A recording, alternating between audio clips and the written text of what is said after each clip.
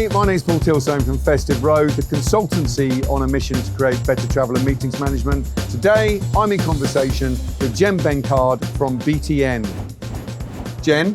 Paul. Welcome. Thank you so much for having me. It's a pleasure. You come all the way from the US, Friday morning now, second day of the show. Yes. How was your trip over and how have you found the show? So let me start with the trip over. The trip over was admittedly a little rough. You know, it was my first international flight since February of 2020, like many people. And I got on the plane and I admittedly had quite a lot of anxiety. Yeah. It really overwhelmed me. I'm fine now. Again, I'm tired. It's been a lot, but I think that traveling for many of us does just feel a little bit different, and it's not always pretty.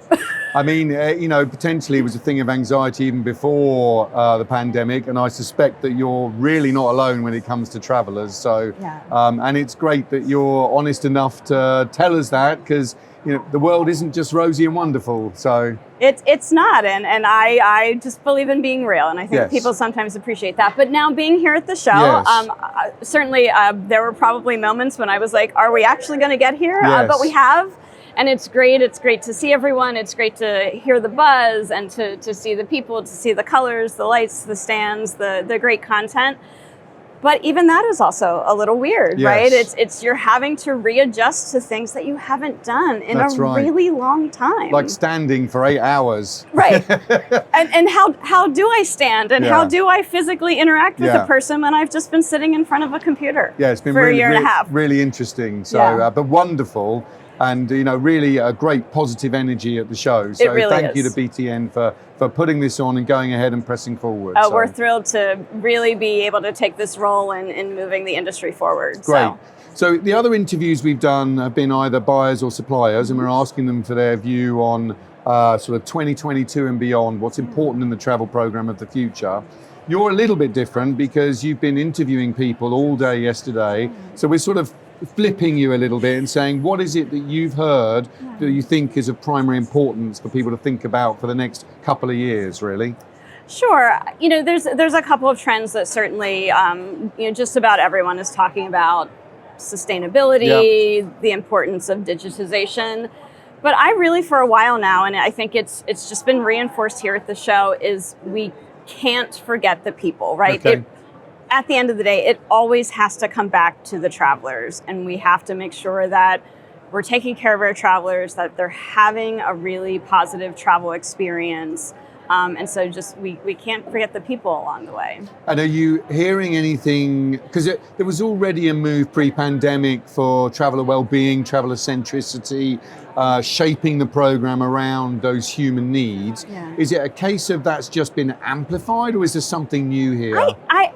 I think it's a little bit of both. I think you're absolutely right. We had started to see that rising to the surface again, which I think was great. And again, at the last Business Travel Show, we had a whole emphasis on traveler well-being, looking at not just physical health, but mental health. And so just that overall well-being.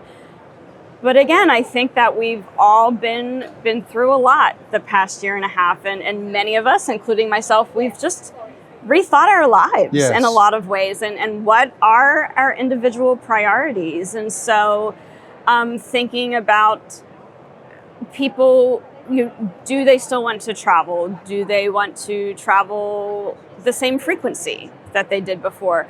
I also think that now that we've seen a shift in work models, and so now that we have these more distributed workforces, we're seeing more internal travel. And so when people may now need to come into the office for a team meeting or a team event, we might actually have people traveling who actually previously didn't travel. Exactly. So now we have to acclimate them. We have to educate them. We have to see what their unique needs are. So I think that's too where travel managers, I would really encourage them to start thinking ahead a little bit more, because I really think that the definition of a business trip has changed. Is going to change. Yes. Thus, we need to relook at how's that going to change policy?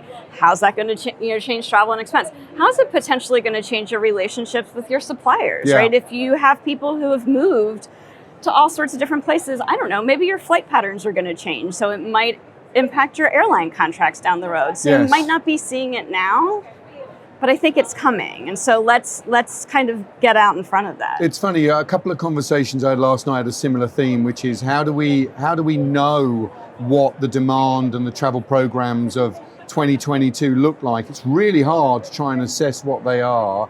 But I think you're absolutely right. If you've got a dispersed workforce, in many ways, you must have to start with a blank sheet of paper and say, where do we need to fly or take these people to in order to make our business work? Yeah. And the second thing you've said, I think is really important and really fascinates me, is during the pandemic and the mass shift to Zoom, it's like we suddenly started to tolerate things in our lives, in business life, that were in our personal life, that before were a no-no. Kids walking into the screen or a dog barking during a call. It's like all of a sudden the whole human has been taken into account. Yeah. And I think that we're definitely going to see that impacted in how travel managers need to think about these travelers. Absolutely. And I think a lot of that is good, but then on the flip side, and I'm one, again, despite some of the anxieties and challenges I've had, I want to get back to meeting in person. Yes. I'm a little virtual evented out. Don't tell my boss, but there's a time and a place for that. And Yeah. I'm glad we have a hybrid element at the show for the people who still either just weren't able to come for logistical reasons or company policies, or just, again, some people still aren't comfortable traveling. So we do need to account for that. I'm the 5 millionth person to say it, but nothing will ever replace the in-person connection. No. The serendipitous discussions, the reconnecting with people. Yeah. This show has been a gift in that respect. It's been really delightful. It really has been. Yeah. So Well, Jen, thank you so much for joining us today. You fly back tomorrow? I do fly back tomorrow. I hope it's a less anxious journey. I think it will be, and I will go home and catch up on some sleep and then get right back at it Monday morning. Great. Well, thank you for giving us an insight into the importance of the human being and the whole human being and how we behave and run programs in the future, and safe travels. Thanks, Paul. Take Thank care. you.